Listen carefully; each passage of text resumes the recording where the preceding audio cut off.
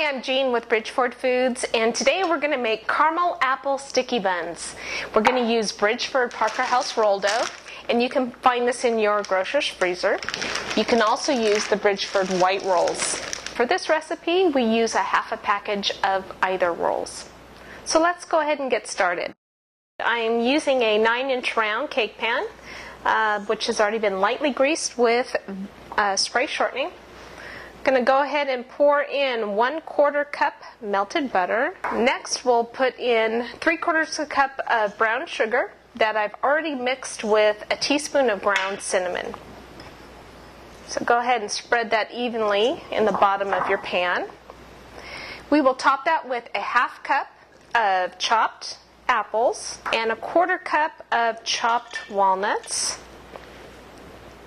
And then about a tablespoon of honey or corn syrup. Now all you have to do is put the rolls on. I'm using the Bridgford Parker House roll dough, and you will use a half a package, which is 12 rolls, and just evenly space these around. And that looks like to be 12 there. I think I need one more.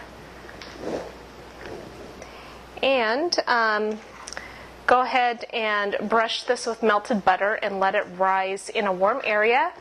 Or you can let it rise in the refrigerator overnight if you just lightly cover it with some grease plastic wrap, and that way you can bake it in the morning. So go ahead and let those rise. I have some that are fully risen. This has been about an hour and a half in a warm area, and you can tell it's done because the dough has filled up the entire pan. So you're going to go ahead and bake this at 375 degrees for 20 minutes. Now when you go in to bake it, make sure that you place it on a cookie sheet. That way if any of the syrup comes out, the pan will catch it and it won't be on the bottom of your oven. So we have one that's hot out of the oven, and I'm going to show you how to take it out of the pan or invert it. What you want to do is place it here and then just put the plate that you want to use on top. Make sure it's larger than the pan, and then very carefully invert. And you want to make sure that right when you take it out of the oven you invert it immediately, otherwise the syrup will harden and it's harder to get out. So okay, this just about all of it came out. Looks like there's just a little bit left here, and you can just use a spatula and get any remaining and just spread that on the top, and it's ready to eat.